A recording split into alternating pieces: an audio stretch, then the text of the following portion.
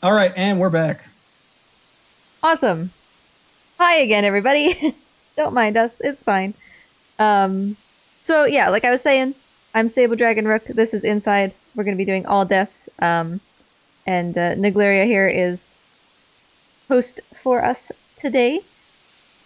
And we are already on the screen that we need to begin the game, so I'm just going to give you a countdown as long as you're ready on that timer. We are going to start in three, two, one, go.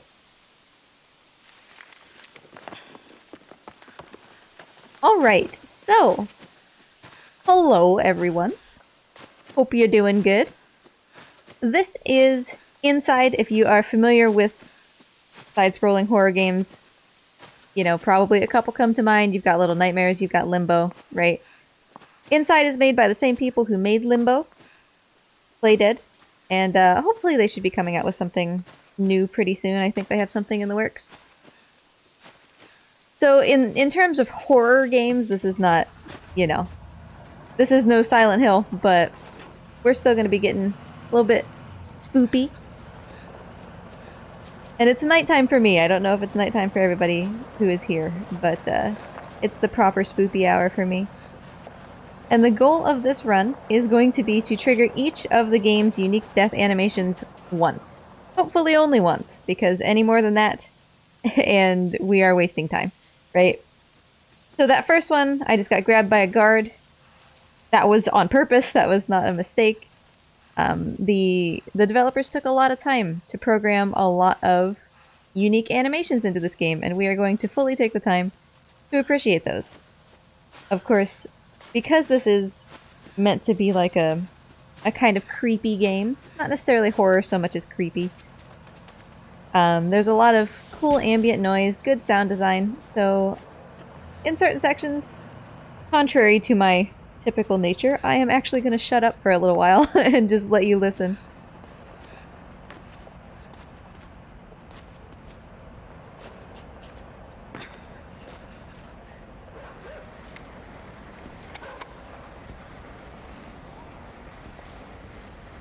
And of course, as we go through the run, you can kind of make your own determination about what exactly is happening in this story. I have played this game, obviously, a fair bit, right? If I'm speedrunning it, and I still don't entirely know what's happening, and that's great. Alright, we're gonna get caught by a dog here. That one is fairly simple. The next one is not. This next one is particularly challenging. I'm doing these little backward sweeps into the water because that's the only way to time this in a way where we can get pushed by a dog. That's the only time that we can do that in the run. So if we miss that, that's just it. The run is invalid because you've missed an opportunity to do a death. So those backward turns in the water. When you first start walking in the water, he walks very quickly, and then as he starts to slog through, he slows down. For some reason, if you turn backwards and start walking forwards again, it keeps that fast momentum going. And so that's how we were able to outrun that dog, enough to hang like that.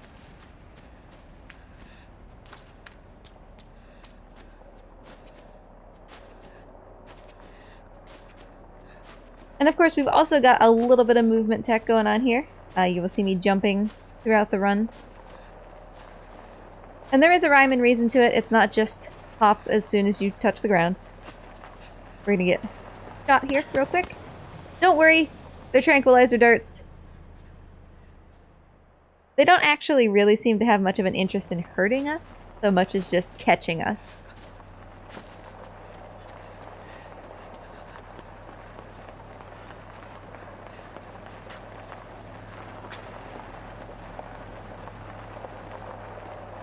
Alright. So these little bunny hops, right? They're not just as soon as you hit the ground, you jump again. If you do that, you'll actually go a little bit slower than if you just ran like normal. But if we can space these bunny hops just right so that his feet kind of shuffle, then we will go, I want to say it's like 1.15 times faster than just walking.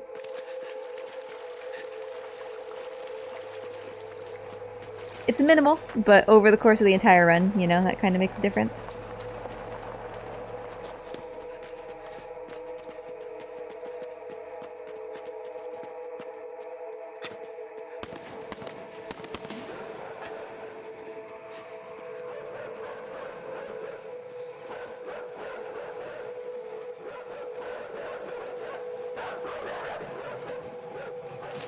And the only time that you will see me not hopping like that is obviously if I'm swimming or doing something like that, or if the boy stumbles. The stumble is the fastest thing that he can do, and he will begin to run after he stumbles instead of just kind of doing his little shuffle thing that he normally does. And running is super, super fast, so we definitely want to let him do that whenever he wants to. So I won't interrupt him when he's running. But other than that, we're doing the little bunny hops.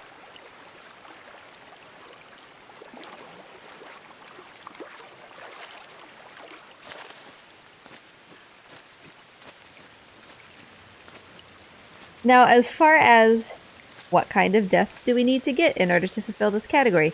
Well, it's a community-decided thing. You know, people sat down and were like, well, let's find all of the different animations that we can. Compiled them into a list, and then they said, well, this is what you gotta do. So there's no list, you know, there's no trophy or anything for getting these. It's just a community-made category. And so there are occasionally animations that technically are unique, but they're similar enough to other kinds of deaths that they don't count separately. So for example, there's a place where we can fall off a roof and land like in a shopping cart and scare a cat and he like runs down an alleyway. That doesn't count as any different than just falling really far, because in the end that's what gets you is falling really far. So the fact that it looks cool and it's kind of an Easter egg doesn't make it a separate thing.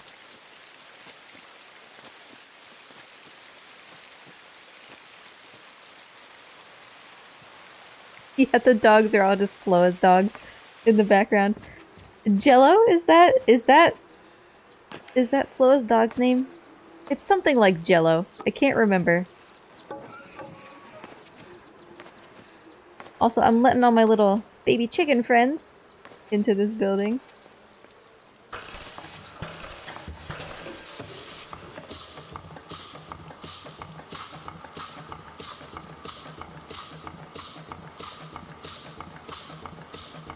Alright, chickens. I've got a job for you. I feel so bad, but I've got a job for you, okay? Bye! They're okay. They're okay. See, they're walking towards me. They're okay. I just kind of had to shoot him toward the ceiling for a second to knock down this hay bale.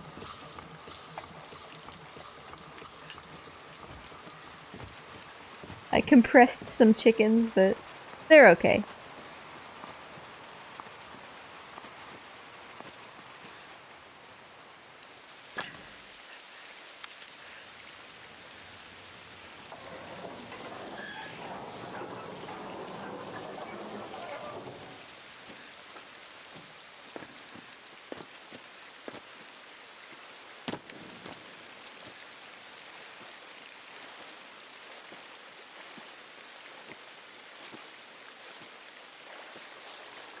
But you deserve it, CJ.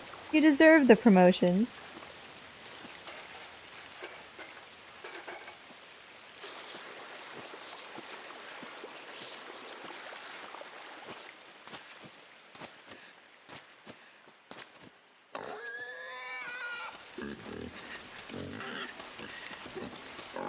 Alright, so Mr. Piggy here, very angry at me. I need to get to this door because it's the checkpoint. Once we're through this door, then I can take Tackled by a Pig. Which, once again, only one place that you can do that, and that is right here. So if we didn't get that, the run would be invalid.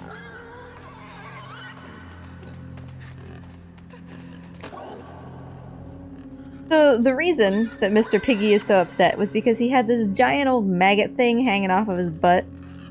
And to be fair, you know, I would also be upset if I had a giant maggot thing attached to my butt. So, I get it. That's a mood, I get it. So we took that off, and then as soon as we took it off, you know, he was chill again. So the thing that I am hanging from allows me to control any of these worker people that we happen to see in the background. They'll do the same thing that I'm doing. They'll mimic my movements.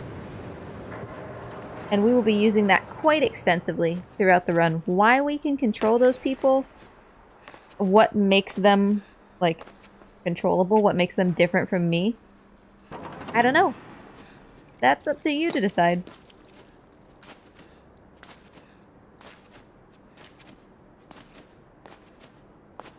CJ, did you not see the chickens? Did you not see the little baby chickens?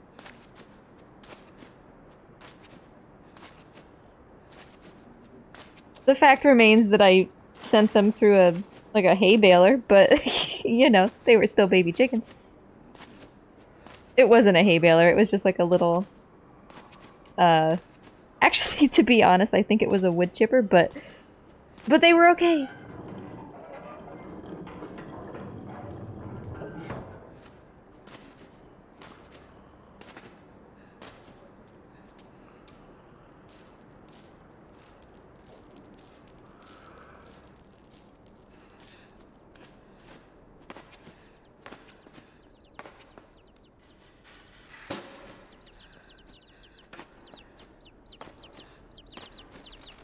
Look, more birds. See, this is a cute game. Not spooky at all.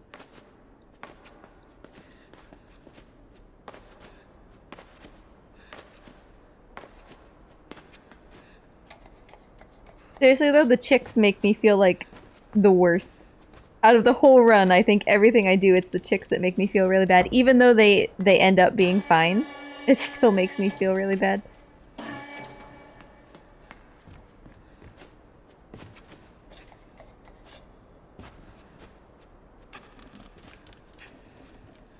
So this is a little bit of a weird death.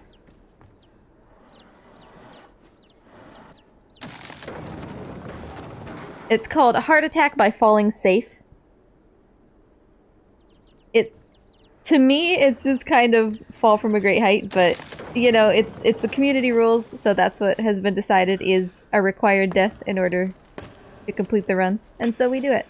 I could also take fall from a great height here, but the good news about this run is that for any deaths that aren't just limited to one place, like I can fall really far, basically anywhere.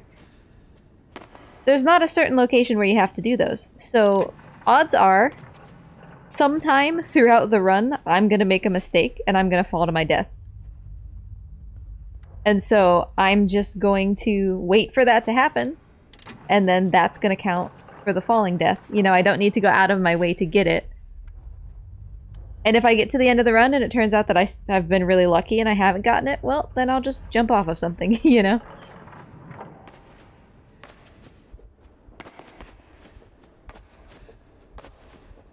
So there will be a couple that we'll keep track of and be like, oh yeah, well, wasn't exactly where I meant to do this, but it counts, so now we don't have to worry about it later. That kind of thing.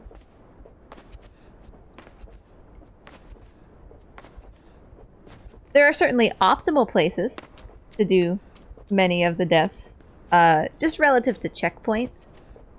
You know, if we can trigger a death essentially right next to a checkpoint, then that's ideal, right? Because we cut down the amount of time we have to spend redoing things.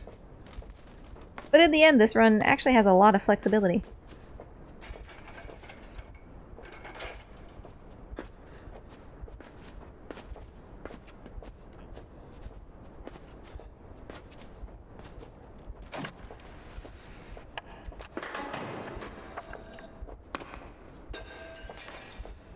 Right here is where we could technically jump down and land in that shopping cart like I was talking about earlier. It's considered an Easter egg. You might even get a trophy for it. I can't remember.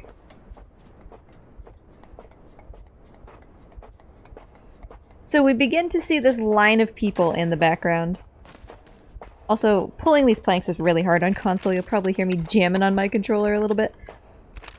But this line of people, they're going to be around for a while, and we have no idea exactly what's up with them. But you'll notice that there's basically two, I don't know, classes of humans. There are the people with masks and the people without masks. Everybody who's kind of mindless in that line doesn't have a mask. And the people watching them do. Oop. Grabbed by a spotlight. That one is required, and so we'll grab that real quick.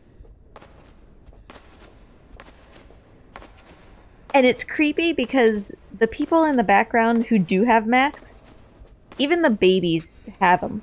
Like, you see, like, women holding babies, and the babies still have those special masks.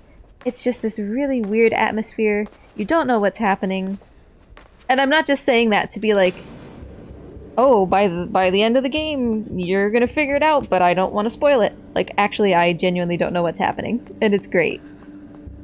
It's a very, like, loose story.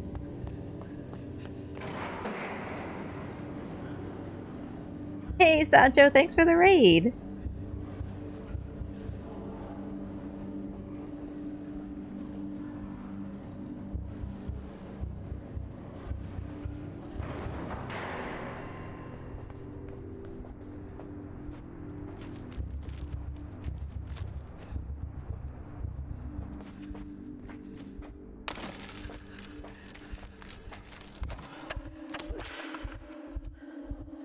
So through an unintentional floor break, we have accidentally joined this line, and immediately this camera is like, I'm not sure that you belong here. So we have to do what everybody else is doing, or else we're gonna get caught. And of course we do want to get caught, because that's kind of the gist of the category. But we don't want to get caught right now. Because as I was talking about earlier with routing, this is not a good place to get caught. We are far from a checkpoint. And so if we get caught here, it'll still count for one of the many required deaths that we have to do, but we'll have to recover a lot of ground. And so we'll wait a little bit to make sure that we don't have to go far.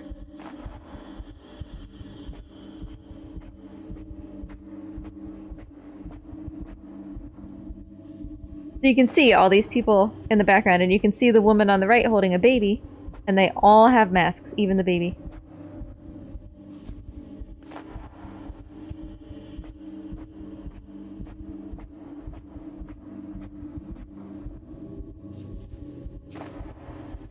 So what they're looking for, what makes me different, I don't know. And there are more than one ending. There is more than one ending to this game. Just when I thought that I was beginning to maybe understand what happened in the original ending, I watched the other one, and all of my theories were blown out of the water.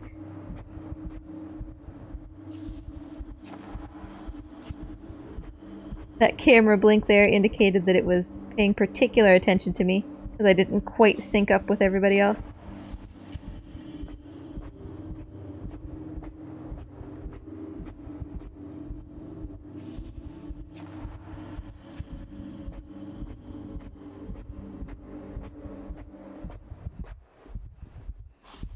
If you want to be like super swag strats for this run, when you're in this line, you can kind of like shuffle like this. There. We'll get caught at this point. We've triggered the checkpoint. But you can shuffle very slowly, and the camera won't catch you, but you can make progress forward, and you can skip one of these cycles.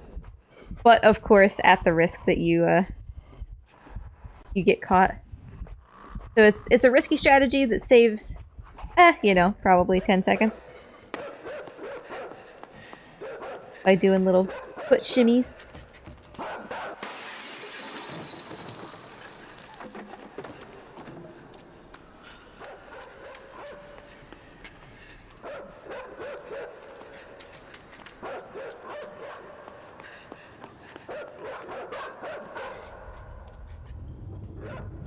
So again, when I have this thing on my head, these worker guys are gonna do the same thing that I'm doing, which is why you see my character moving. That might be too far. It's why you see my character moving and then the worker doing the same thing that I'm doing.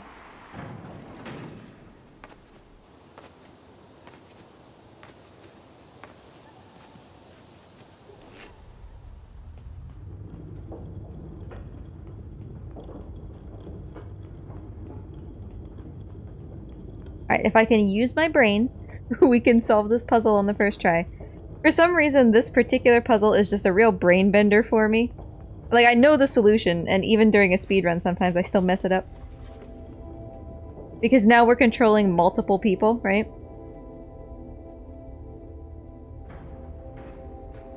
I was controlling the guy on the right who hopped into a separate thing to control the guy on the left.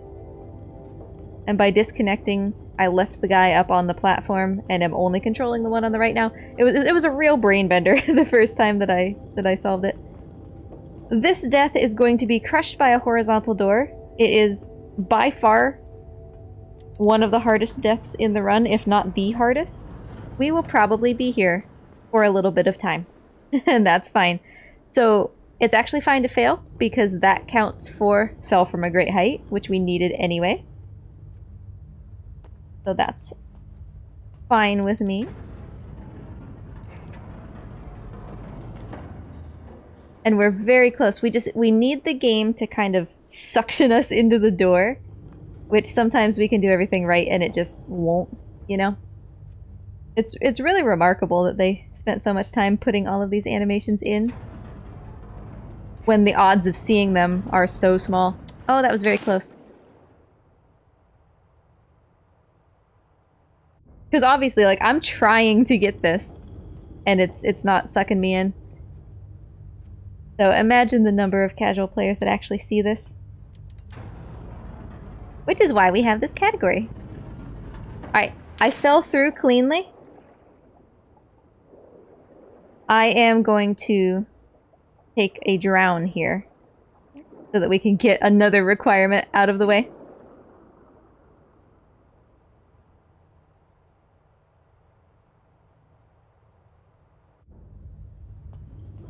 Because if we're gonna not get horizontal door, we might as well at least get something else, right? We might as well turn it into something that we can use.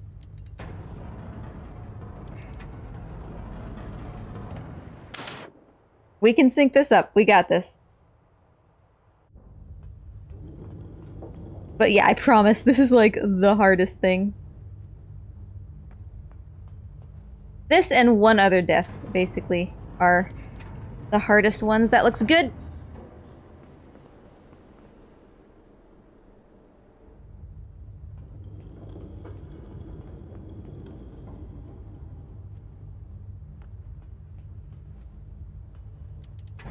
Thankfully, the other one is significantly further into the game, so we won't have to worry about it for a while.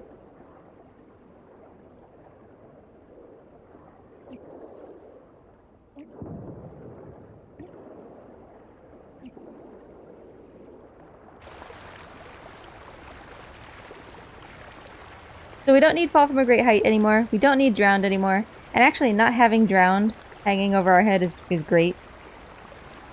Because this is kind of, honestly, not a bad place to get it.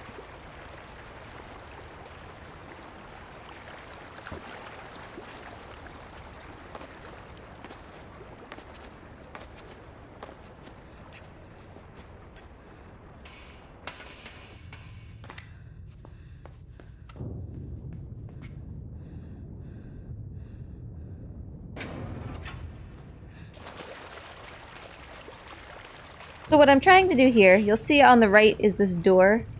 Once the water gets high enough, the door closes automatically. So I'm trying to get the water down so that the door opens, but, you know, swim over and give myself enough space to get up here. That was the goal. We succeeded. Easy peasy.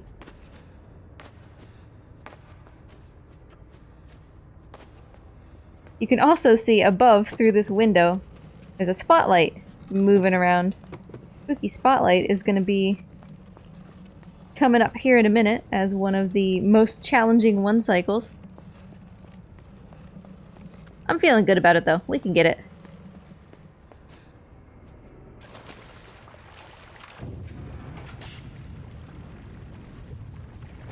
A lot of these tricks are a smidge easier on PC, and that's not, you know, that's not to be like, oh, PC players have the advantage. That's not what I mean. It's just, you know, some of these things are harder to do when you don't have directional buttons that you can quickly back and forth, you know? But the board is the same for everybody, which means that, you know, all of the tricks can be done no matter what you play on.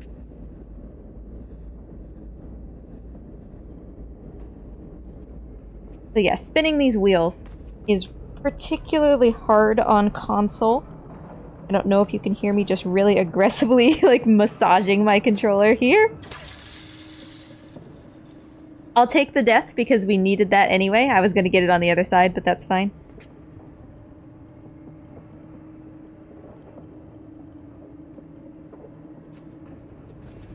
And that's one of the things that I really like about this run, right? Like, it's kind of fresh every time, because if something like that happens, it's not necessarily that you were planning for it, but yet you're like, okay, I'll roll with this, you know?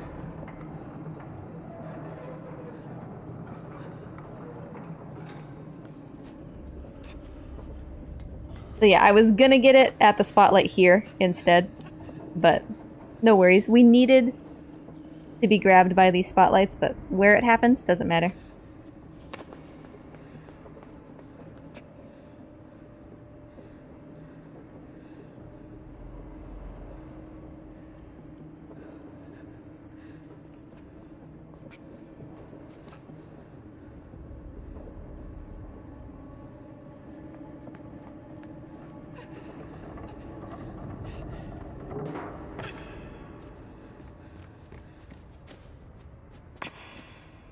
If I had not already gotten Fall from a Great Height, this would be a good place to do it. Or at least a good place to attempt it, because you can attempt to just grab the very final link of this chain, and then if you miss, you get Fall from a Great Height, and it just works out really nice.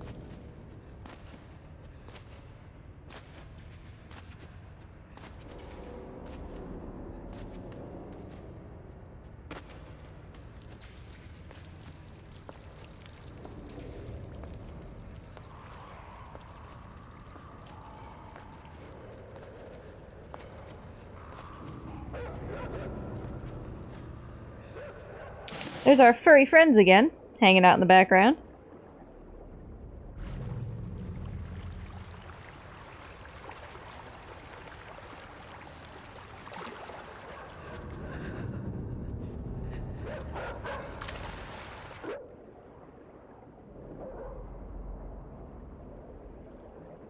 Ooh, he turned around kinda quick.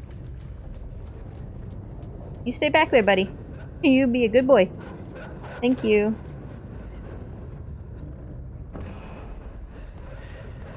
Alright, I'm gonna try to 2-cycle this. Again, challenging on a controller instead of a keyboard, but not impossible. That should work. That should be fine.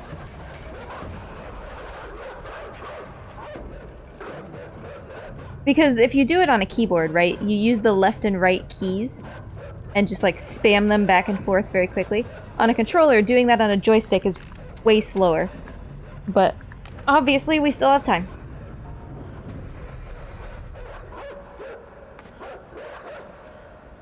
I personally want to petition that getting grabbed by the dogs there from over top of that fridge should be a death on its own.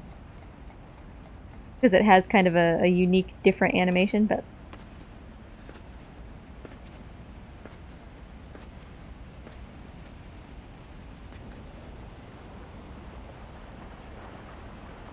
Alright, Mr. Yellow Submarine, we get to this part.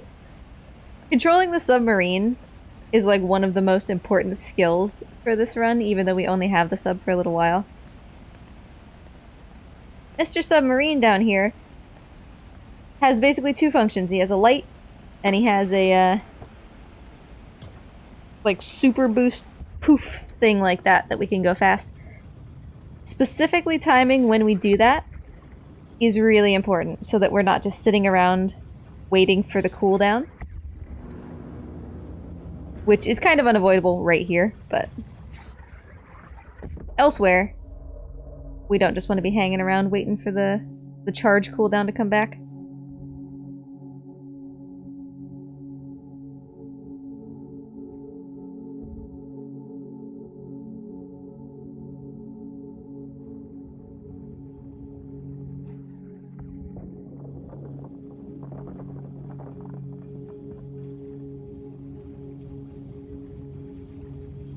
Also, you could never convince me to do this. I would never do this. I'm fine with the concept of a submarine. I am not fine with the concept of a submarine in spooky, flashy, underground building things. Like, no.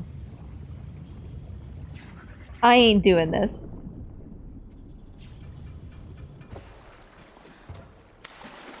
I mean, I guess if it's your only option, it would probably seem a lot more appealing, but...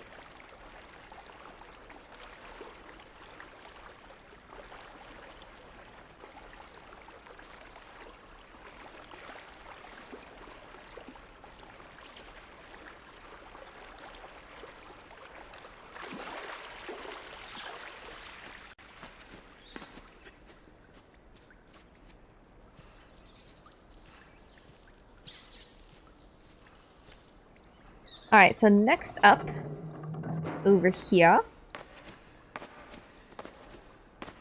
we've got Crushed by Rolling Barrels, which is super easy. The checkpoint is really decent, and that's your only opportunity to do it.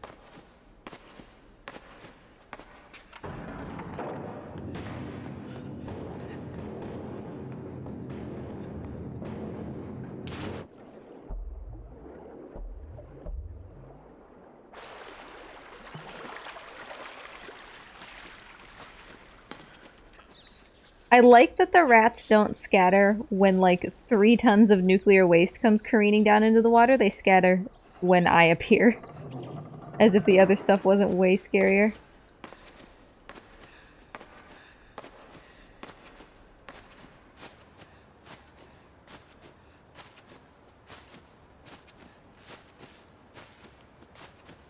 So this thing here is a jet box. We're going to be seeing more and more of these as the run goes on. I pull the lever at the top, it shoots out air, and goes up into the air according to the track that it's on. Later on, we will have some specific deaths related to those, as well as just, you know, needing them to solve puzzles. But that's the first one that we see, and that's how they work. If they happen to get tipped over, it's actually very convenient. If they happen to get tipped over, the lever that you pull to make them inflate will always be on the top. I don't know what kind of technology necessitated the need for such creations, but sure.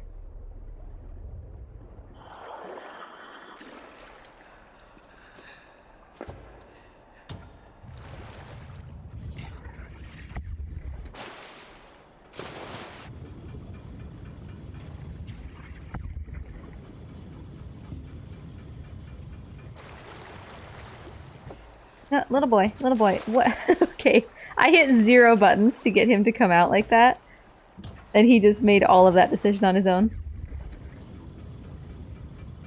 But it's fine.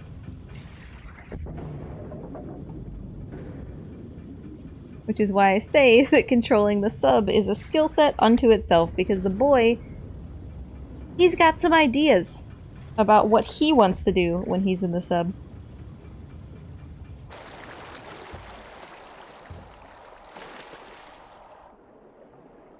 This puzzle also took me a while the first time that I played. It wasn't exactly clear what to do, but the point, right, is that this lever down here is going to lower the water. And in order for your sub to make it across this barrier that's up ahead, it has to be on the other side before you lower the water. That was a drown? Oh, really? Fine. That's super unusual. You usually get a certain number of, like, the boy bubbles at the mouth before you drown, and I got 1 fewer than what it normally takes.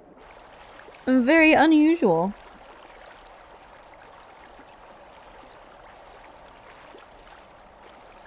But we cool. You know, the checkpoint was right here.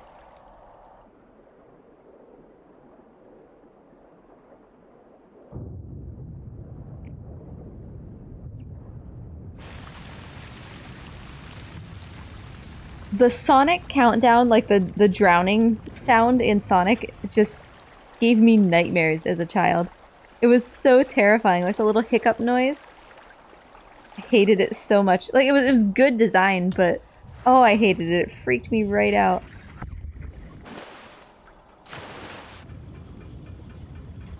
Speaking, of course, as, you know, little kid me who didn't get more than the first couple levels into Sonic.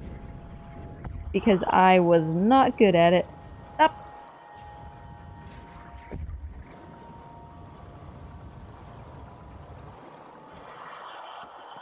So this is Depressurized Submarine.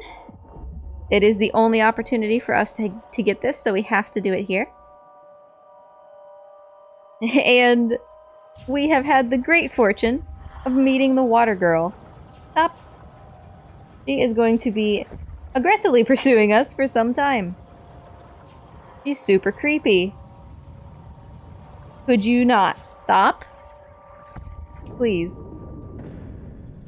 I think that she's a great... Like, in terms of what they chose to do with her, she's great. She's very... What's the word I'm looking for? In the grand scope of things, she's very minute. She's not like this heavy-handed, creepy force that they keep shoving in your face. She's just kind of there, sometimes. And that makes her creepier, right?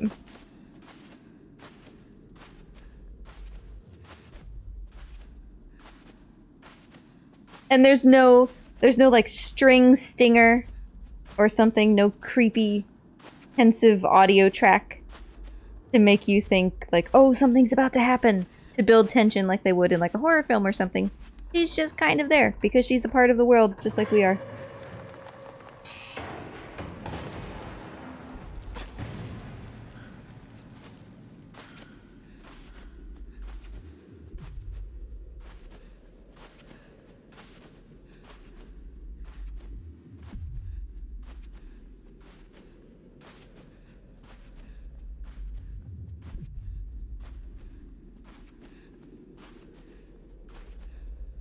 So this is the single biggest, like, connected section of puzzling in the game. We've got 3 layers of puzzles. Basically what we're doing, bam, we turn on the electricity. We see that says 19. That means we need the weight of 19 people on that, that pressure plate before we can progress. And so I'm just going to be going from side to side, gathering up some of my buddies to get them to come with me and fulfill that quota of 19 people. So, in the meantime, I do seem to recall that before the run started we had quite a few like donations and bid wars, or donation incentives and bid wars that were coming up. And of course this event is also supporting a wonderful charity. So if we could maybe hear a little bit about the charity and how that all works, that would be awesome. Money, they can stretch pretty far. $1 can provide 4 children with treatment against pneumonia, which is pretty life-threatening. $10 can provide a high-nutrient peanut paste to a malnourished child for 10 days, the equivalent of like astronaut food. Earlier we had a $100 donation that could supply the shelter and essential supplies a family in crisis would need to survive. As for specific polls or incentives, the newest one made is which map for Super Mario Party, but that won't be for a while. Coming up next, though, there's Katamari Damacy Reroll, or I guess not next, but most soon. Katamari Damacy Reroll, the character choice. Currently, the Prince is in the lead. Johnson is in second with $20. As well as Super Metroid Link to the Past randomizer, sprite selection, and a few others. So there's a lot of stuff to choose from, and as you heard, your money really goes a long way. So if any of those incentives interest you, hit them up, because there's still a lot of marathon left.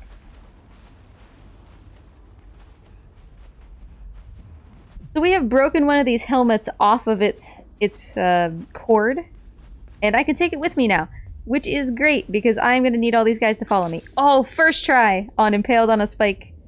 Lovely. Well, you know, not lovely, but lovely at the same time. It's real hard to line that one up. That's actually a decent time save. Not having to do that more than once.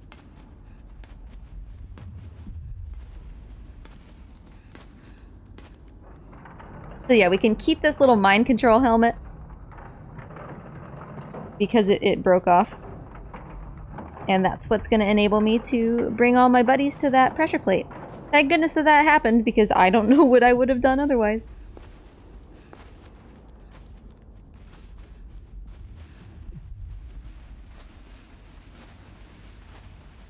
Yeah, lovely, right? So brutal.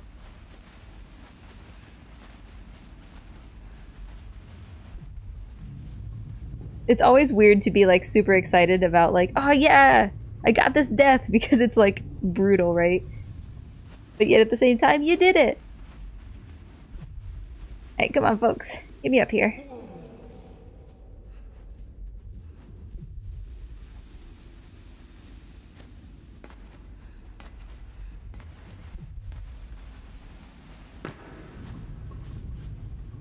Alright, I'm sure you can see what's gonna happen here, right? They're pushing because I'm in this direction, and they're not very smart. So I get smooshed.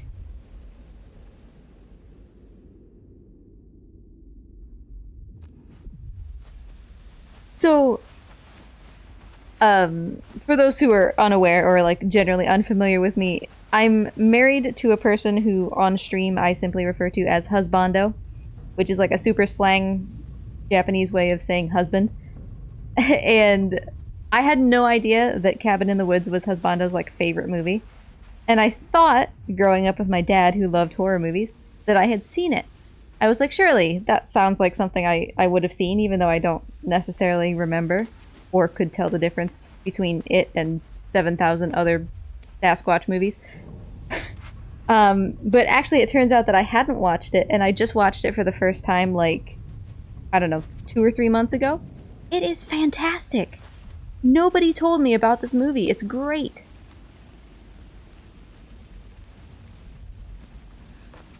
And they do exactly remind you of the zombie redneck torture family. So you're not wrong.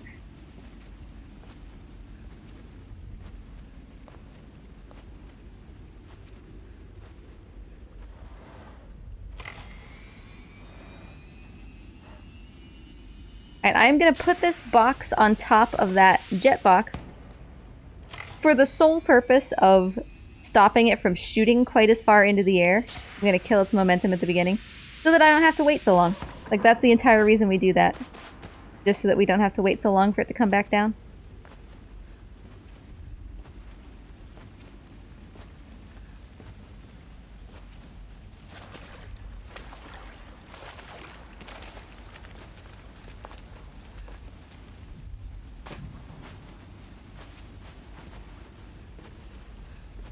Alright, so we got the minecart smoosh. We got our friends from over here, who apparently don't care if they just completely flop 20 feet. That's fine, no problem. So we're gathering an ever bigger group of friends! What a wholesome game.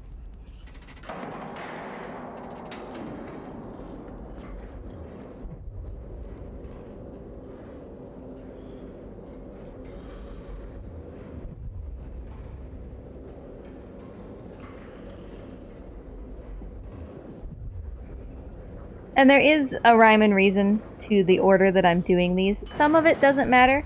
Like, for example, doing the right side at the very top. Like, before you do the left. That doesn't matter. It's just preference.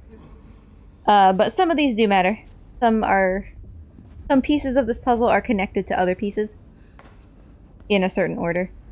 And so there is a reason that we're doing things the way that we are. This guy's not feeling so good. But, we kinda need him. Sorry, buddy. He's just sleeping, I'm sure. Just having a nap.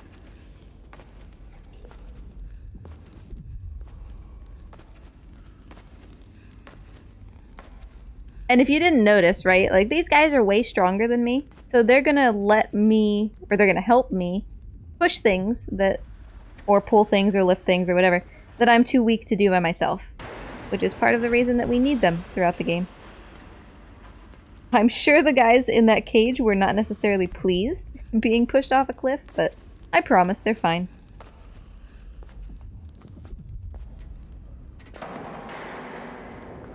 Oh, sorry, dude. Jeez, I knocked you right over.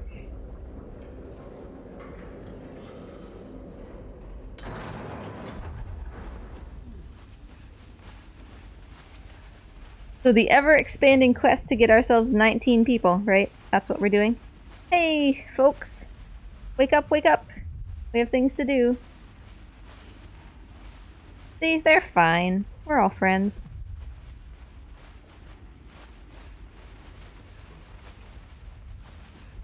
If I would shut up for a hot second, you would realize that in the background there's also this gradual thumping noise. We will uncover the source of that noise shortly. It's by far my favorite section of the game. Wonderful, wonderful sound design.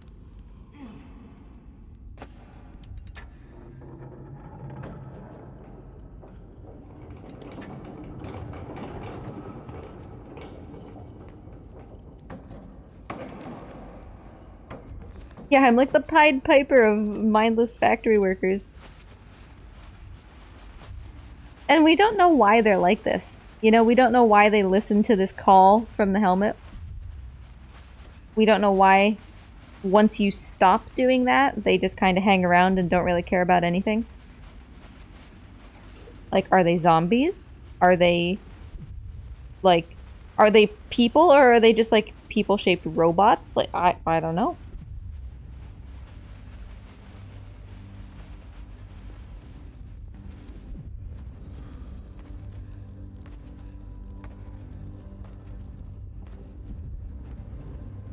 So conveniently, those two were still just kind of hanging around. And with this guy plus us, bam. Doors open. Yay! And now we enter into my favorite section of the game. Extremely hard, but wonderful.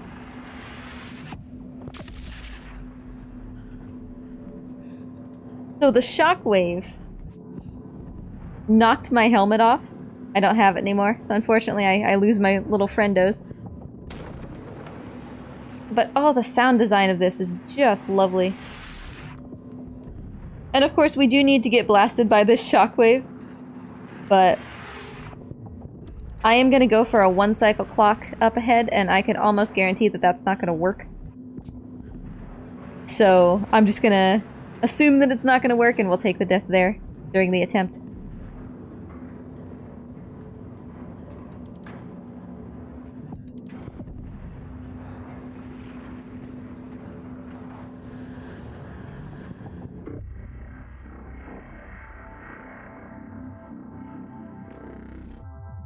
Yep, and there's the death. So we needed that anyway. It was worth trying the 1 cycle. And now...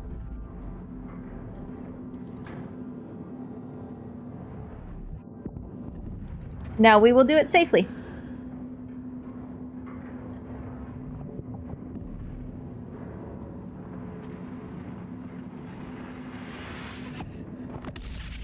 Oh, that actually still got me. Okay, fine. Like I said, this section is like unironically really hard. Which is why 1 cycle clock is like a risk to even attempt. It's definitely possible. The timing is also spooky. There we go. So we'll play this nice and safe, you know. You can see that it is going to cover us when we hop down there. Could I have made it? Probably, but we've already taken the shockwave death twice. We don't need to take it a third time.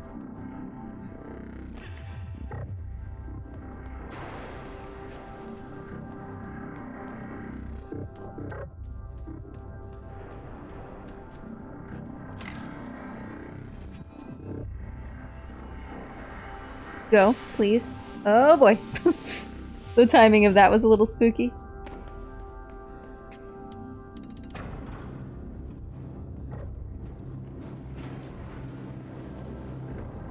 If the cycling is even a little bit off for this section, we will fail, so it'll be interesting to see.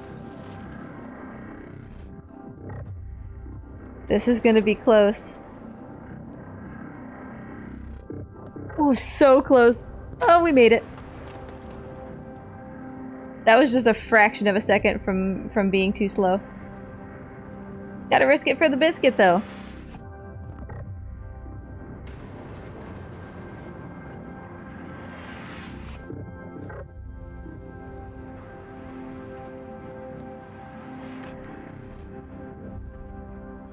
Alright, unfortunately, we leave the shockwave section behind. I love it so much.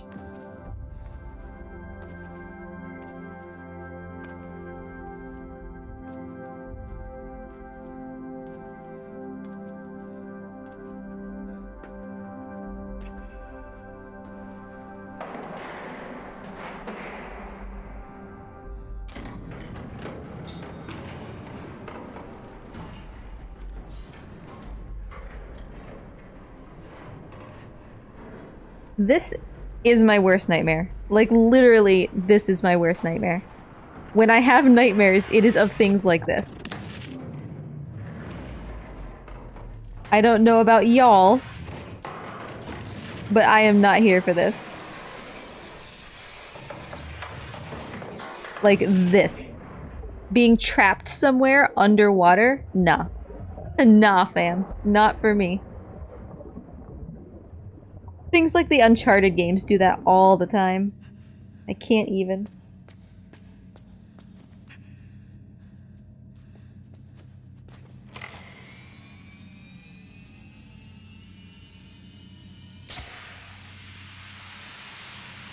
Like, if I'm in the ocean and I'm afraid, it's not because of sharks, right? It's because I am afraid that I'm gonna get sucked under and then trapped somewhere, right?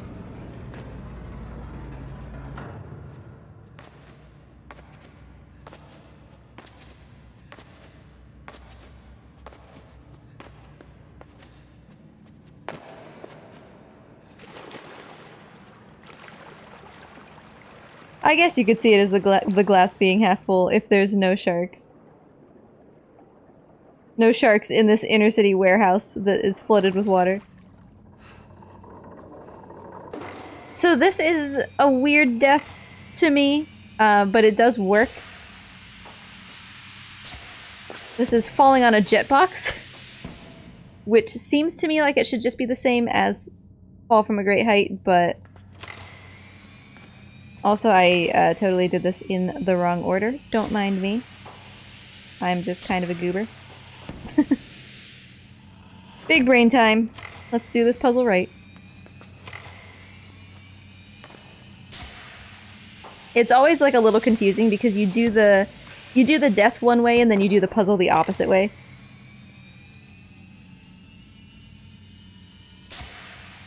And hey, it's like almost 2 in the morning here.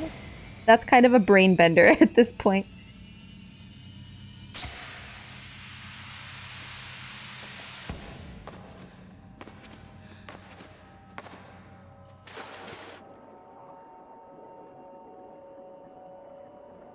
So yeah, you were saying about the glass being half full because there's no sharks. Yeah, I think I would prefer sharks to this water girl. Nope. You... That's actually fine. There's kind of a swaggier way to do that, but caught by the water girl is a death that we need to take, so I'll take it here. That's fine. We were gonna do it later and do a little bit of checkpoint abuse, but in the end, you know, we got what we needed, so... She just wants hugs. You know, Sancho, you're not wrong. You're legitimately not wrong. Normally we would take it here. We would climb up this rope, and then you can actually just barely touch the ladder and then fall, and then when you respawn you'll be up here. Which is why it's a little bit more favorable, right? Because I had to walk, you know, 5 extra steps in the previous iteration. So again, it's a question of checkpoints, but in the end we got what we needed, so it's fine. Don't you dare. Don't you dare tickle my toes.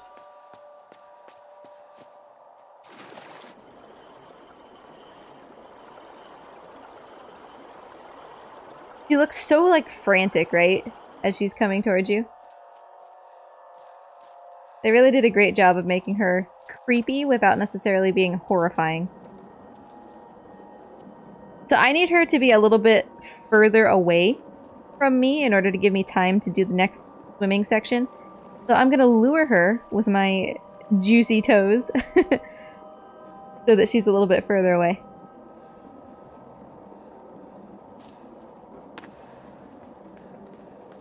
And that's gonna give me the time that I need to do this.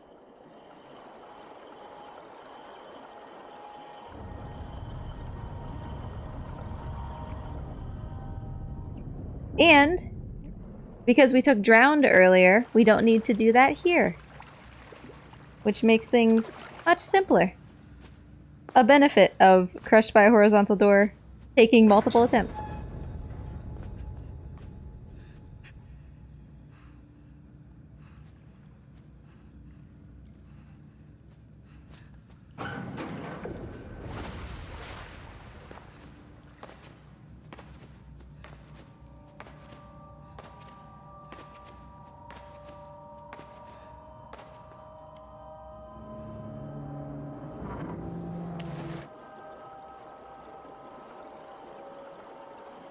So really, really good runners, and by really good runners, I mean like Vanquish, Parhelion especially, who is the world record holder, can do this in one cycle, and it just blows my mind. I've never been able to get it to work. They can go down, hit this lever, go up, go down, hit the lever again, go through the door, and never be caught by the water girl. And as you can see, I just barely made it back up again. And it has something to do with... You can make the boy swim faster by doing... Sort of like I did at the beginning of the run, by making him wade faster through the water by going backwards and then forwards. It's just, it's truly a feat, and it's amazing that they can do it.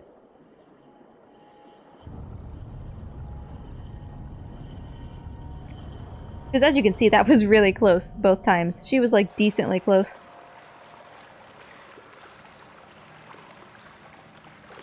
Alright, so we don't need drowned, which means we can proceed as normal.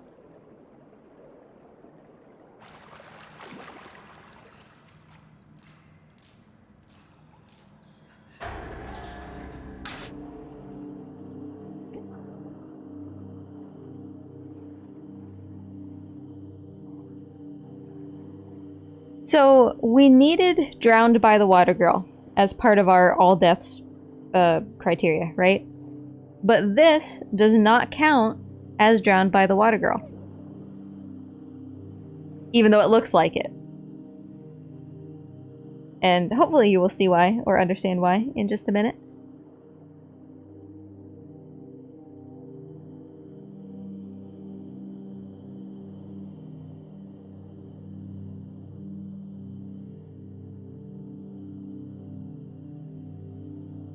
The lighting and just like this super gradual change in environment is just great.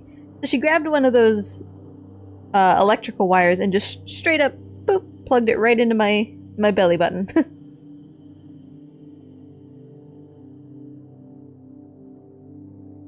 And now she's gone. Like, she's leaving me alone. So, Sancho, you were not actually wrong when you were like, she just wants hugs.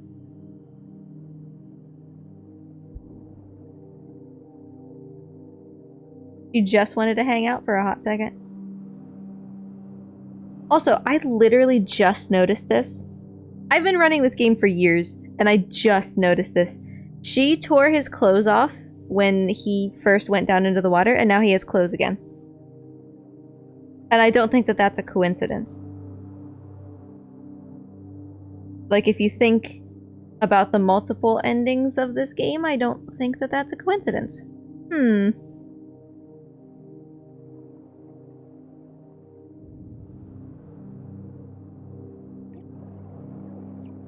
So this is why that whole section does not count as Drowned by the Water Girl, because we didn't actually drown. We can now breathe underwater. We are fish friends. And so now we proceed through this underwater world. Seems kind of fishy.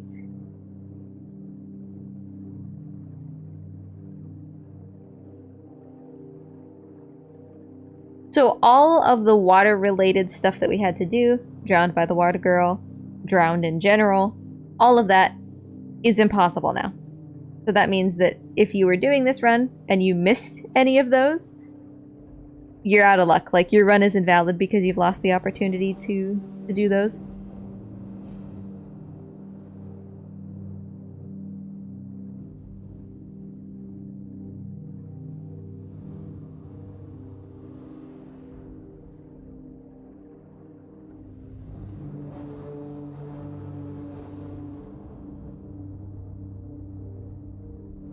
I like that my fish friends are, like, invested in me now. They're like, yeah, I'm gonna go see what's up with you. But from a distance, you seem kind of accident prone. And that's fair. That's valid.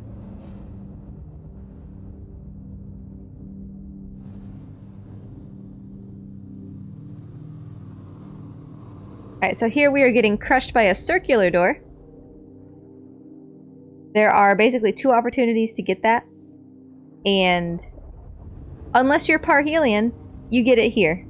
Because the other opportunity is one of the very final moments of the game proper. You have one chance. You have a fraction of a second to do it, and if you fail, the entire run is dead. So, naturally, only crazy folks like Parhelion would try to do Circular Door at that point.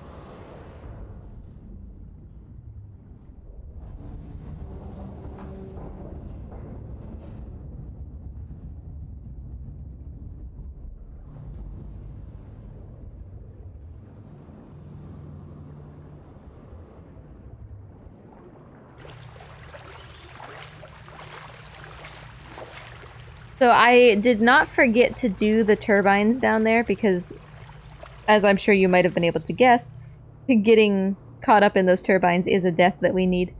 I did go up and trigger the checkpoint, though. Because if we did this without triggering the checkpoint, then we would have been, like, way out back before we even entered this room, and that would have taken a long time to catch up. So again, it's all about checkpoints. It's about what's favorable compared to when you take these deaths. You'll see once again I'm doing the backwards-forwards thing so that I can keep up my running momentum in the water for as long as possible. Alright, let's see if we can one-cycle this.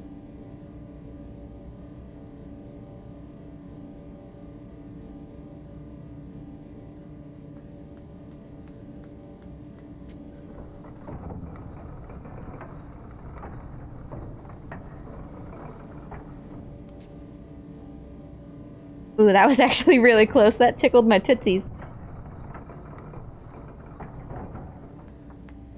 I'm not gonna try it. I could be gutsy, but at the cost of, you know, saving 5 seconds, it's fine. I'll just wait for the light.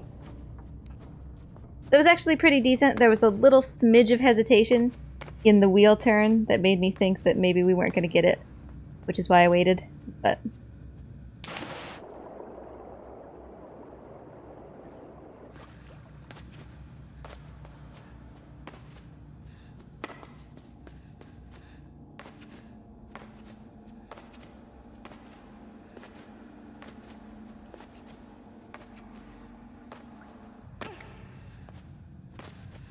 So we're coming up on just the last couple required deaths, as well as the end of the game. Good news, though, because you folks are all so generous and supporting a wonderful cause. We did meet the incentive to finish the game, because unfortunately this category ends before you actually see how the game ends, and it's totally worth it to see how it ends, I promise.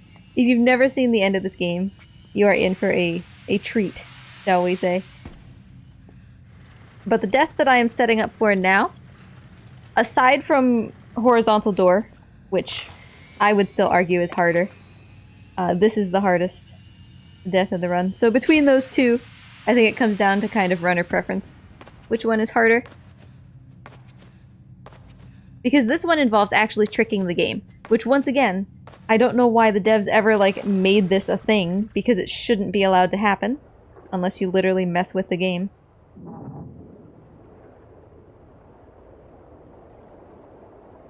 But I guess cover all your bases, right? So what's gonna happen is we are trying to get crushed by a falling jet box. The game is automatically programmed so that if... there's depth, right? Like, you can see that some things are deeper into the scene and some things are more toward the front on the Z-axis. If I have something that's, you know, gonna land on my head, I tend to come forward like that and step away from it so that it doesn't crush me. I need to trick the game into letting me stay on the same level as the jet box so that it doesn't push me forward and lets it land on my head. Holding on to this other jet box, there we go. Third try is pretty decent. Holding on to that other jet box helps to cement me in the location that I am so that I don't step forward. So that I stay basically on the correct part of the Z-axis, right? I don't know why that death is a thing, because I don't really see a context in which a casual player would ever do that, but I guess the fact that it's possible means that you should plan for it.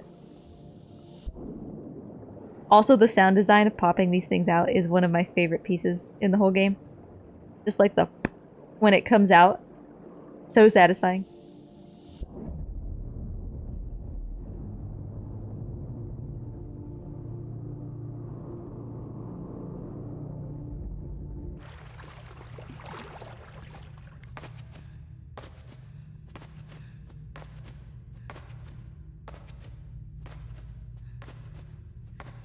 So yeah, if sort of dark-toned puzzle games like this appeal to you, if they catch your fancy, obviously you've got Inside. Playdead also did Limbo, which came before Inside. And I would highly recommend that one as well. It's got a little bit of a simpler art style. And a lot of this end game of Inside with, like you're talking about in chat, you know, the inverted gravity and stuff like that, that's very reminiscent of Limbo. So if that kind of thing is for you, that's a game to check out. Little Nightmares might also be of interest.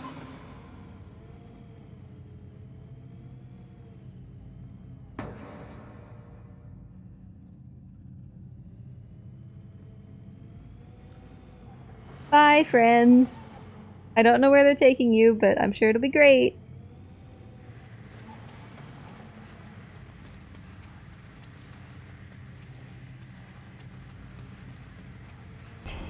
So I'm preemptively getting this box before we know that we need it, because I know that we need it. This puzzle boggled my mind.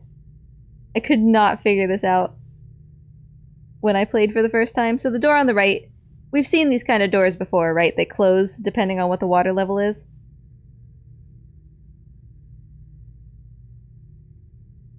So I've got to set this up in a way that I can exit through that door while it's open, but still be able to, you know, get across to it.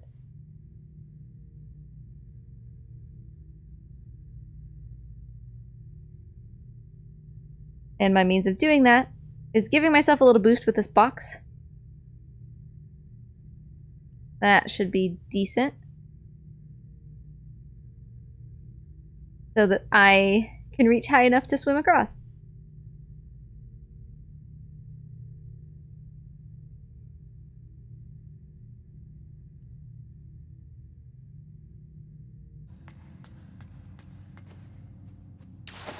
So we've got only one more death, and then we will have the end of the game. We're approaching quickly.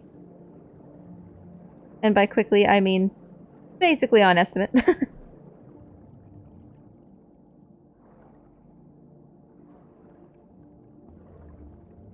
I can't drown anymore, so I can totally hang out here all day until these guys are done having their cute little meeting.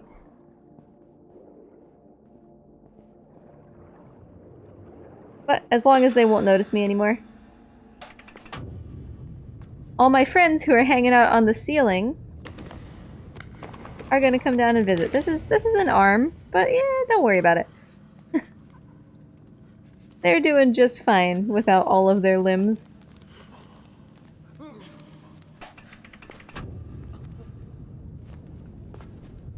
And this one's giving it his best shot. You do you, buddy. I mean, you can chill there, it's fine.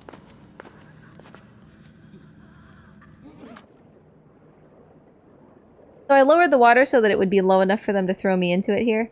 And the sole purpose of swimming through this water... That's right, you work with what you got. The sole purpose of swimming through this water is to hit this button. I have never missed the button. Perhaps I have cursed myself now. Okay, good. Someday I may miss this button, but it is not this day. So you'll also notice, of course, I don't have a helmet anymore and they're still following me. Why? That's up to you to figure out. Alright, this is the final death. This is not the end of time, though. Like, don't stop the timer. But that's the final required death. That was thrown by fools, which is kind of harsh. I prefer to call it thrown by friends. Because y'all are lovely down here. If we get really lucky, they'll throw me directly into this pipe when they throw me. And it's not like there's a checkpoint there or anything. It's just, you know, an inch further that you don't have to fall, but that's the most optimized way to do it.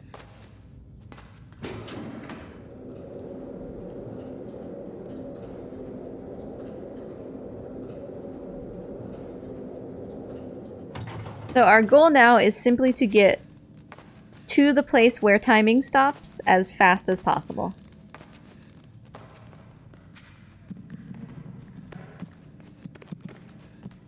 Because all of our deaths are done, we have fulfilled all of the requirements, and now it's just, you know, a blitz to the end. Sorry folks, I don't need all of you. You've been great. I feel so bad, like, I feel like they feel excluded. Also, there's totally blood coming from that elevator. I'm sure that that's perfectly fine and normal.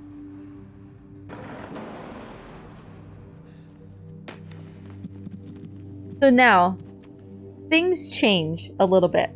And I love it because it's super subtle. So you see this guy running in the background, right? And we start to get this little twinge of music. And we're running on a diagonal. We're not running directly left to right anymore. Things are just a little bit different, right? Not different enough that it's jarring, but different enough to let you know that maybe something is up. This phone has been left hanging. There was a cigarette that was still burning.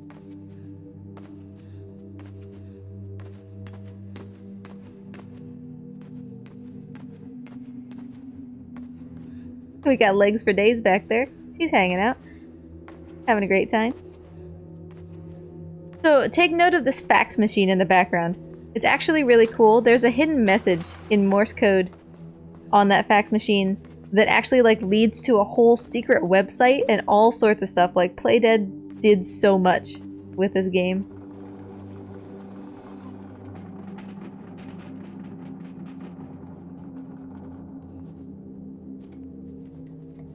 So they're all checking out whatever's in that big room over there. We're gonna pretend we don't see that and try to get the heck out of here, because... Okay. Imagine that you're this child, right? Like, you don't care. You're like, I don't want to be here anymore. These people are shooting me with tranquilizer darts. I'm done with this. Except you can also breathe underwater, so... kind of a win, I guess.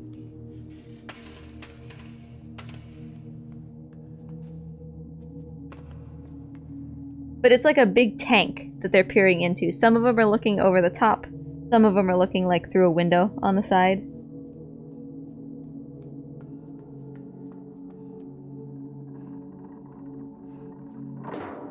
But we've never been able to get this close to them before without being caught. So clearly whatever they're looking at is like way more important to them suddenly than me.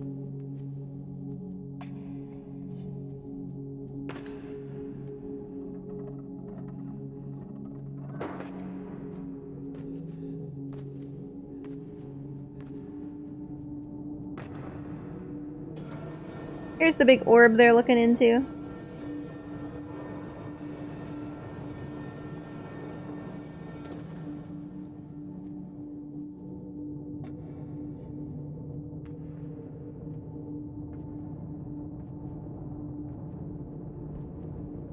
So yeah, if you have not seen from this part of the game onwards, oh, it's gonna be great. It's gonna be great.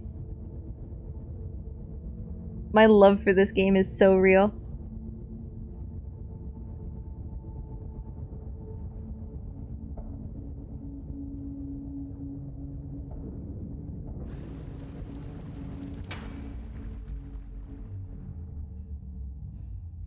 Alright, I'm turning off the fan just long enough for me to swim down and pull this lever. Otherwise, it was like the current was pushing too strongly against me. If you're Parhelion and you're amazing, you will take death by circular door right here. And that's absolutely bonkers because you have one chance and you have a fraction of a second to do it. Which is why I didn't. I got it earlier. So I see this blob of, like, people parts. And I'm like, you know what the best thing to do in this situation is? Set it free. As you do. So it totally grabs me and just sucks me right into it.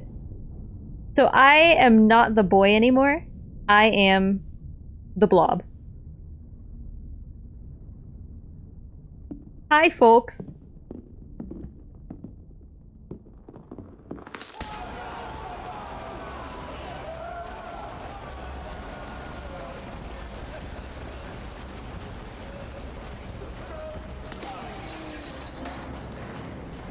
The real me was the blobs I made along the way.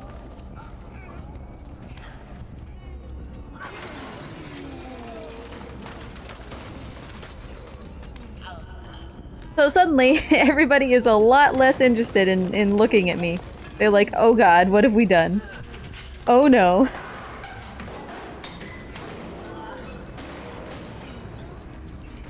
And I say this every time that I run this game. I will never not say this. This blob is cute, and he should be a stress ball. You should be able to just, like, squeeze him, and he'd be really soft, and the little legs, like, pop out when you squeeze him.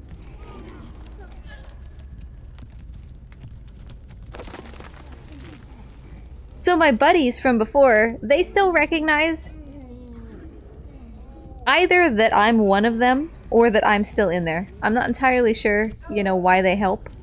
Whether it's because we are a giant conglomeration of all of them. Or because the boy is in there. Right?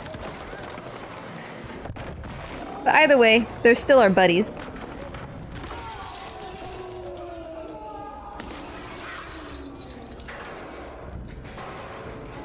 And this is actually gonna come in at a pretty decent time.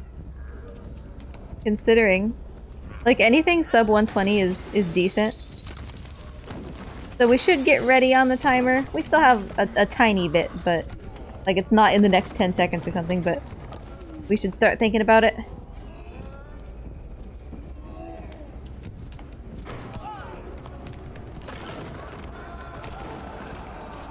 Okay, so time is gonna be coming up here. This is just the time that the community has decided that this run should end. We don't actually go to the end of the game. The timing will stop when I knock the CEO out of the window and smoosh him. So if we get ready on the timer, timing is going to stop now. Sploosh. Sorry, buddy. I mean, I guess it's vengeance, right? Because this entire... whatever it is that we've been in this entire time, this structure, this warehouse, whatever, is owned by him. So it's kind of all his fault. But thanks to everybody's generous donations and support of this lovely charity, we do get to finish the game real quick. It won't take long, we are very close. So we are just going to continue to soldier on, and real quick, show you the end of Inside. Oh, Blob Man. You gave up a little too early, my man.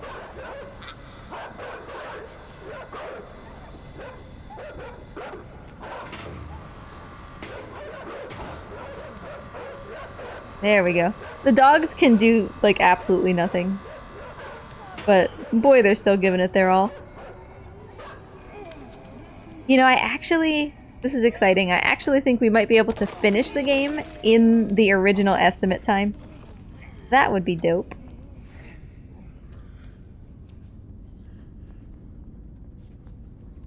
So I can't approach this guy. If I get close to him, he'll stop entering the code in the door. I have to, like, pretend that I'm not interested in him. Also, I kind of lost a torso there. I'm sure it'll be fine.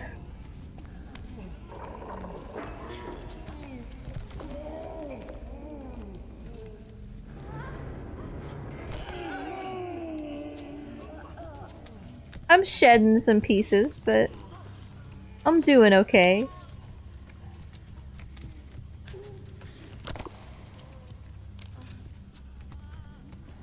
Yeah, I feel like any dog would give anything for this to be their owner. Just get petted by like 20 hands at once at all times.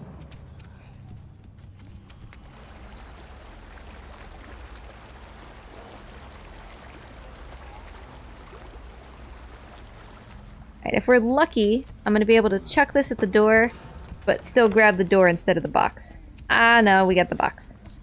Put down the box, my friend. Grab the door. Oh no! This game was really fleshed out. Oh, it hurts so good.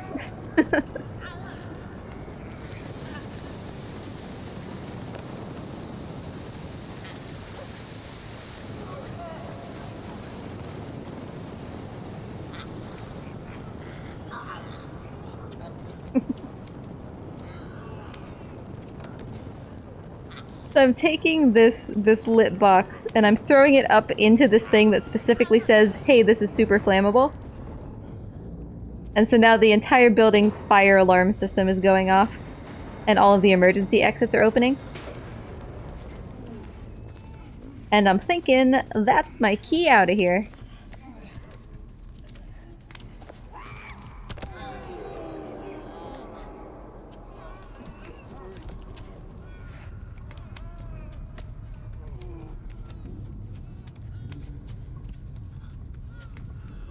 Sancho, you better get your act together. You're getting out dad joked here.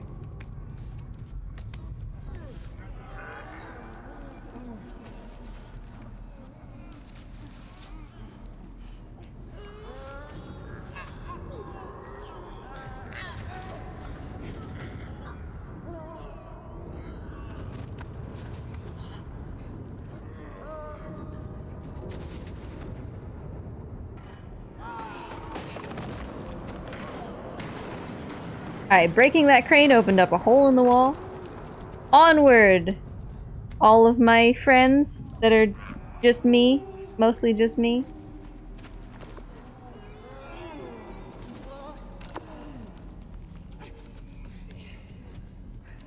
So why are they doing what they're doing, right? Because like I need help with this jet box. I can't do it on my own. But if I give it to these scientists, they'll turn it on for me.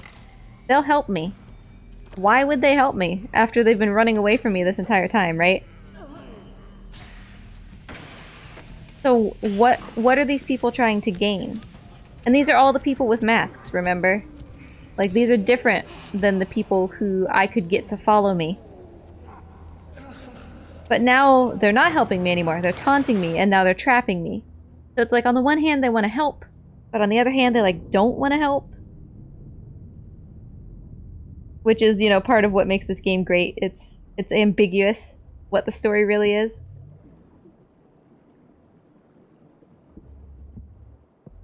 And this beautiful lighting that the beautiful lighting on our blob man that is evocative, right, of freedom and forward progress. Our fish friends are helping us as well. They remember. They know that I was friends with them.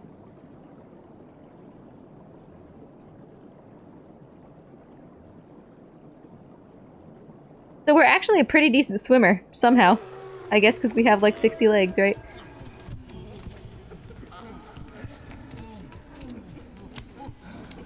And if we were doing an any percent run, we would be coming up on time right about now. Time is going to be the second time that we run into that wall over here. But of course, this is not any percent, and our timer has already stopped.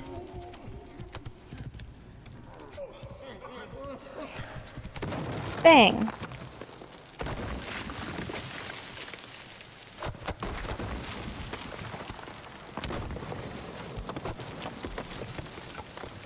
And so down the hill we go. The ocean is right there. We know that we're a good swimmer, but this is where we stop. And if you can hear on my controller, no matter what I do, I can't move anymore. We're in the sun, we're free, but we can't go anymore. And so did we really even escape, you know? Was it worth it? What are we? What happened? I don't understand, but it's lovely, and I know that it's lovely. So that was inside. That was the entire game because y'all are so generous and helped us to meet that donation incentive. And of course we did the all deaths category as well. So I hope that that was enjoyable, a little bit spoopy, but mostly just a cozy little time. I know that we still have wonderful runs coming up, supporting a great charity, lots of incentives, lots of bid wars and such coming up. So don't forget that your single dollar can go a long way in getting some good runs going and supporting a lot of people. Thanks for having me, everybody. Hope you had fun. It was good to be here. Running.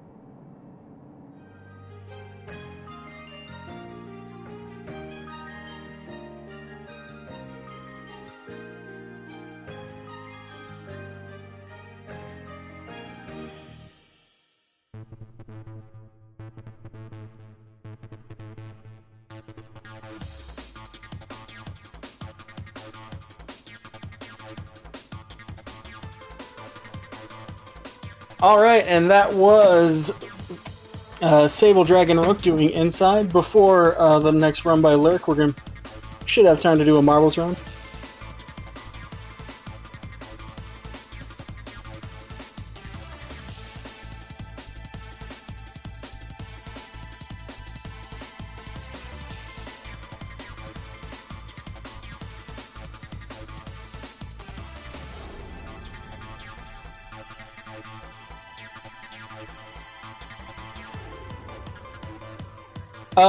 First, we're going to watch an ad right now.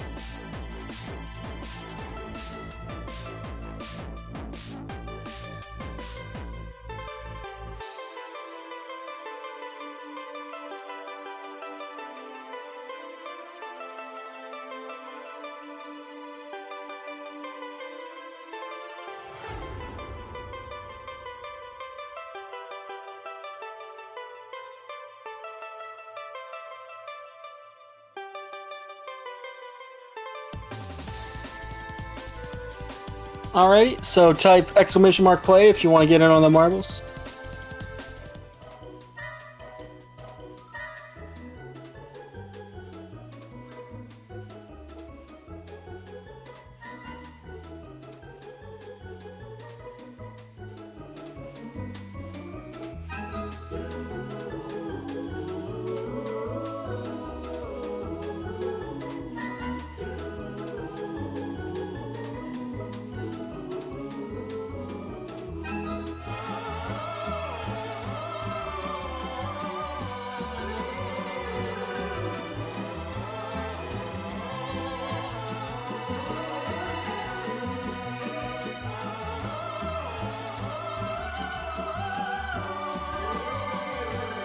Damn, we got quite a few people here for marbles.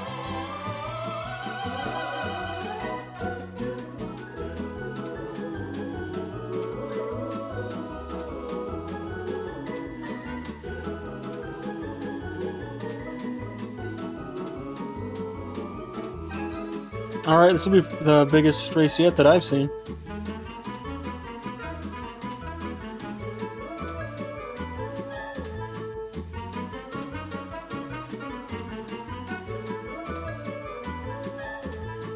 Kind of ambiguous who's in first up to this point. Finger Quick and Lurk. Dark Aries. Ooh. Dark Aries and Losif? Loss?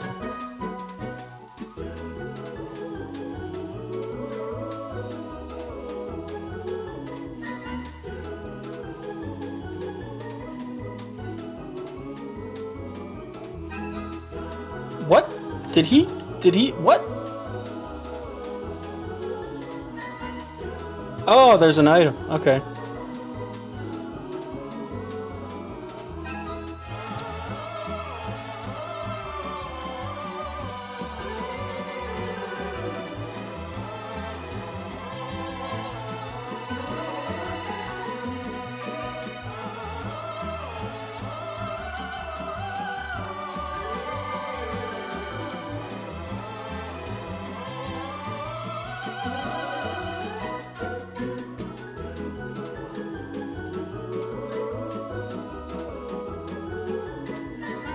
Looks like Loss is up to a pretty giant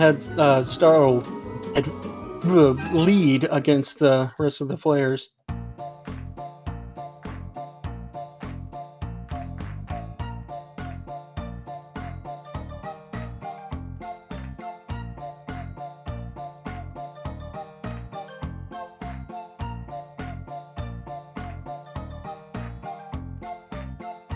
Might give him a chance to catch up here.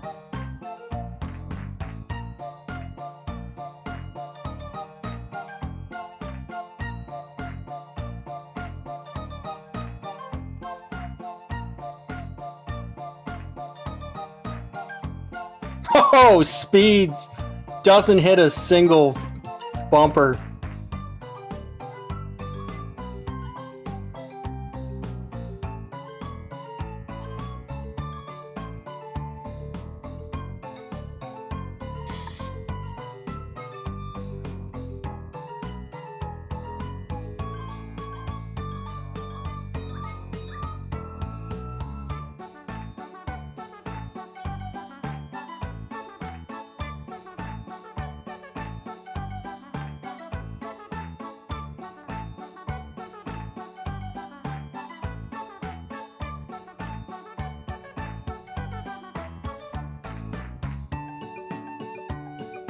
Only one bumper for Dark Aries.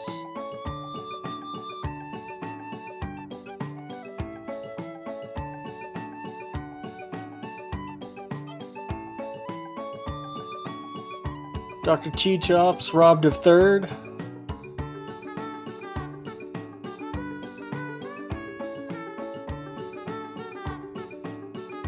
Me and the next host are coming in last.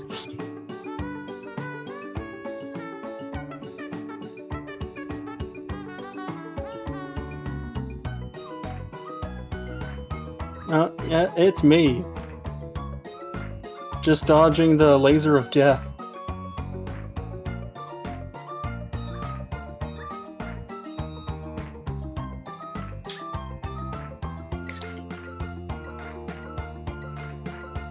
And that's entered into the spreadsheet of marbles winners. And now we can go back to the intermission.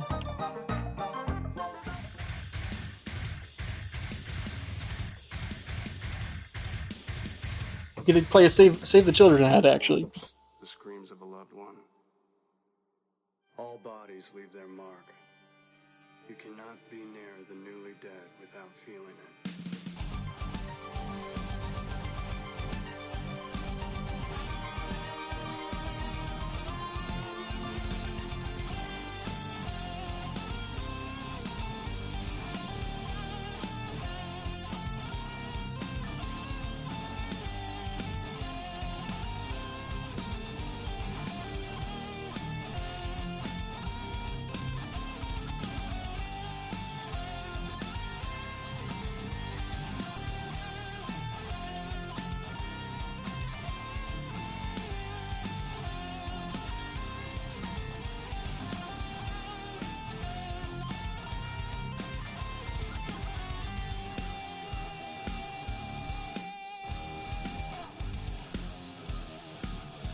Alrighty. And this is the end of my hosting session. Taking over for me is Friendship Cannon. What's up? Why, hello there, a wonderful good morning from my place of the world. Day, afternoon, evening, night, or whatever you prefer. I hope you had a blast, even if we kind of just were slow rolling just right now in marbles, almost the same thing. But now the ghost Thanks for getting me in here, and I'm glad to be with you. The Cannon, yes, your friendly artillery support fire provider. We have ourselves a wonderful marathon. We have ourselves a wonderful, easy degen. I mean, good couple hours ahead of us, where we will be having Étoile Princess. I will get shit from Lurk for probably not pronouncing that correctly. And some other wonderful, weird, unknown to me surprise runs. I'm looking forward to it. I'll check in with the other wonderful people running this marvelous thing in the background and see when we can go ahead, because I don't intend to have you wait much longer.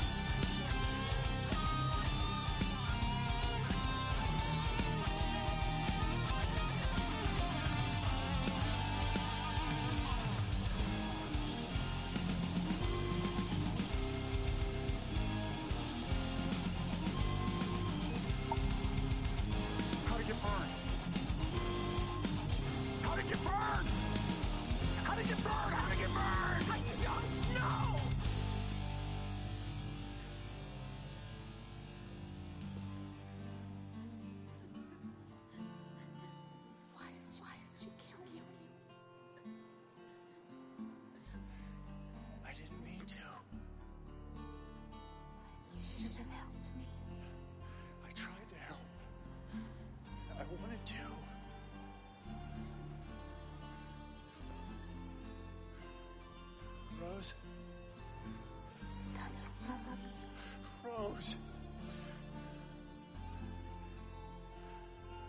Rose?